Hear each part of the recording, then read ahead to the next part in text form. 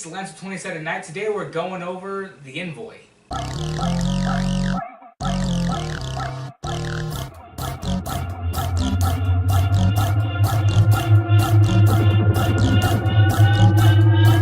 Alright, so today we're going over Envoy. Envoy, they're a skill monkey class. They're basically a stand-in for a lot of different classes. They can be a substitute captain for your ship, substitute gunner, a half fighter. I wouldn't say half fighter. I mean, half operative then? Maybe they're a jack of most trades, but master of none is the best way to put it. Yeah. Well, what's the one? Probably diplomacy? I mean, it's the one that, yeah, diplomats, or just the one they decide to be good at. They're kind of versatile, like they can sort of choose through their various skills and, you know, how you decide to level up your guy. You can make them good at whatever, but, yeah, just going into the meat and potatoes of Envoy before we start going into all that. They have a stamina points of 6 plus their constitution modifier, and they have a 6 health points. Their key ability score is charisma. That helps out with a lot of the skills that they get. Yeah. They have a dexterity. Well, it's recommended to get a high dexterity modifier for their ranged attacks, and they just recommend that you have a lot of intelligence to really be able to broaden that scope of their skills that they get. Their skills are a big amount of 8 plus their intelligence modifier, and those skills are acrobatics, athletics, bluff, computers, culture, diplomacy, disguise, engineering, intimidate, medicine, perception, piloting, profession, sense motive, sleight of hand, and stealth. Their proficiencies in armor are light armor, and their weapon proficiencies are basic melee weapons, grenades, and small arms. So is there a skill that they don't actually get? Because I think it would have been quicker if you just say, is there an actual skill that they're not? You know, I can't really think of it. Mysticism. They don't get mysticism. Yeah. Yeah. Or life science? Yeah, they don't get mysticism, don't get life science or physical science. Yeah. If you do want to take those as feats, I guess go for it. They do get expertise, which is basically one of those things where expertise, it's you're an expert at dealing with challenges and, you know, just basically that whole jack of all trades thing. You do, at first level, when attempting a sense motive check, you can roll a 1d6, your expertise die, it's sort of like how the bard's die was in 5th edition. Space bard. Yeah, well, they don't sing as much, but they sing with their pretty words, but not regular singing. You can use this and other expertise abilities as long as you have at least 1 resolve point remaining. At 5th level, it increases the expertise die. You get a +1 bonus at the results, and then 9th and 17th as well. I like how a lot of other skills, they do sort of increase over time. Yeah. So it's really good to just see if somebody's lying, hide if somebody's lying to you with that bluff if you want that to be your extra expertise or what have you. Envoy Improvision, it's his first level ability. You gain experience. As you gain experience, you learn.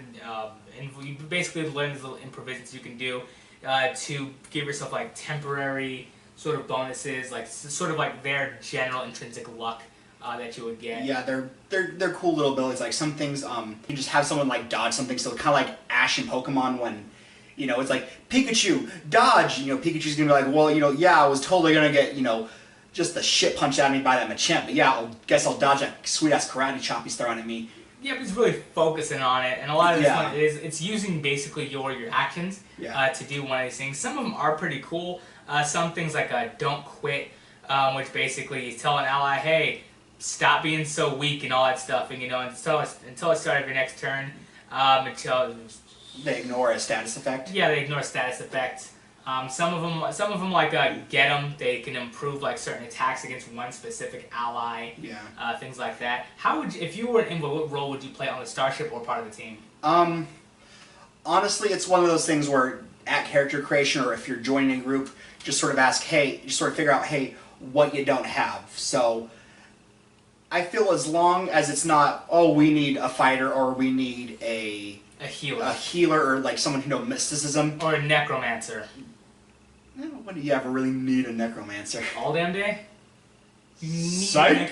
No, but yeah, basically as long as you don't need like a meat shield or a wizard, find what you need in the party, do that. Like if you have someone who's already good at, engineering, or someone who's already good at talking for whatever reason, I don't know, but you don't have anyone who's good at engineering or anything like that. Like in our Starfinder campaign, we don't really have anyone who's good at science or who's good at basically maintaining the ship in general. Yeah, or you guys can fly the ship with 2 pilots. Don't know why, but if anything on that ship breaks, you guys might be done for.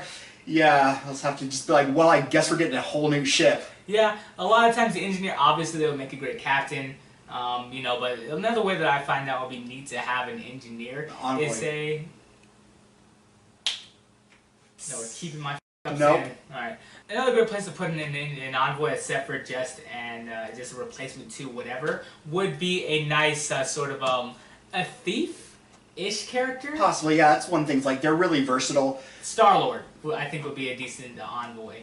Yeah, he might be an Envoy. I can see him as either an Envoy, if you're doing the Chris Pratt version, maybe a soldier if you're doing the old him and the Ravagers sort of thing, or an operative. But I'm thinking more the newer version. Well, he's probably a multi-class character. Well, that's sort of what an Envoy can be, because it is multi-classing without exactly multi-classing, since it is okay-ish at so much stuff. But yeah. Decent at one thing, probably. Yeah. What else about Envoys? What will make you want to play an Envoy? What will bring you to it? It would be a new thing. It would be nice to, sort of, most of my characters, I tend to lean towards the min-maxing, so either min-maxing in just being a fighter or being min-maxing like a wizard, or, I find a thing and I do that, and everything else it's like, well, fuck him, and I guess I can try, but, it's the dice. Dice are going to decide. It would be something, like a class I haven't played yet. It'd be something sort of down the line, maybe like 3 or 4 characters down. When, I played, it's like, alright, I played a soldier, I played a mystic, I played a, I don't know. Solarian, just now played an Envoy. Might be kind of cool. Also, like I said, if you are in a party where, for example, you do have, let's say, 2 technomancers who are both ace pilots, maybe picks, pick an Envoy, so you can sort of say, okay, I'm gonna sort of mix it up a bit. Sort of not have fill 2 ace pilots, and I'm giving one of our players a hard time. Yeah.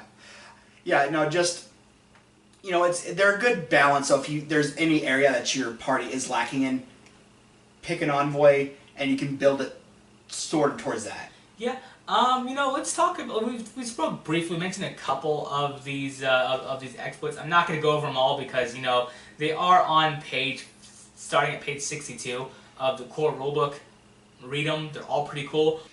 So my favorite improvisation is not in the face, where basically you go up to a person and they have to pass a will save, I believe, and they get a -4 to their attack, which is funny because literally it's like someone's fighting, you're like, oh, not in the face. Yeah, that's pretty funny. It's fun thing to roleplay, it sounds like. Yeah, or something where it's like, no, don't, I got a bomb on my shirt. Or it's like, I'm too pretty to hit, and he's like, oh, you are kind of pretty, so. Yeah, it's like, it's like, oh, no, I'm too pretty to hit, and then it's like, you're just staring into those big old baby blues. Or if you're Shireen and the jillion eyes you have. Hey, say one thing about jillion eyes. They're cool. My favorite one was Look Alive. Basically, I'll just go through it here. When you spend a resolve point to regain stamina points after a 10-minute rest, all allies within 60 feet of you throughout the rest have a +2 morale bonus to perception and initiative checks for the next hour or until 10 minutes rest to recover stamina points, whichever come first. It doesn't sound like most the shiniest thing, but it is really useful. Yeah, +2 to initiative. That's gonna get your people hitting quicker. That's going to be able to set up your attacks sooner. Or if you're in ambush in the night. Yeah, +2 to perception. Who's not going to want a decent perception boost for the next hour or until 10. But hopefully you're not running into the fights where they just keep going for 10 minutes, even if you are, say, re-rolling initiative after each turn. That's sort of my favorite from there. Another cool thing that they do get just sort of going on there is their expertise talents. You read a little bit about this. Tell me about your favorite.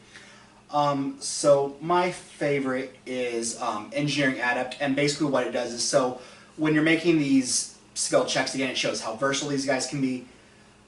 What it does is you can, for some of these things, so you can forego rolling your extra D6 or D8 or what have you, and so you just you can choose to not roll your extra d6 or d8 or whatever, but you do it in half the time. So let's say, you're on your thing and, something's blowing up or you need to fix something real quick. You can just, a penalty of maybe not do as well, you can do it quick. Yeah, my favorite one is probably an expert attack. Basically, you sack out 2 resolve points to add your expertise die to an attack. It sounds, if you desperately need that hit, it's great. It does cost 2 whole resolve points, but it seems like for a lot of the things there, it gives more reason to use resolve points aside from just, oh, I want to regain my health or, something there. Is it just 2 hit or is it 2 damage also? Because that's an important thing. Oh, it's to your next attack roll. So it basically, if you want to make sure you attack, it's not to damage, unfortunately. But say he's on, your enemy's on its last health. The displacer beast is upon you. Yeah, you're fine with damage. You have your laser rifle out, but you've been missing all day. Oh, like what happened with Alex when we were all gonna die and basically shot that lizard, that Vask in the face and kept us all from dying. Yeah, I mean, in that situation, fate and some inspiration points worked out for him. But if we're just going by core rules, you guys would have been done for. Yeah. Yeah. So those are my 2. That's my favorite talent. That's my favorite expertise. Was there anything about the Envoy that stood out to you? Well, anything else? No, I think that's about it for the Envoy. They're a real skill monkey class. Yeah, I'd say they do get a bunch of skills. They also get, it's 8 plus your intelligence modifier in skill points, but that's a lot. I think soldiers get what, like 4 or 6 or so. This one's 8. Well, I guess that wraps it up for Envoy, and thanks for watching 20-Sided Night.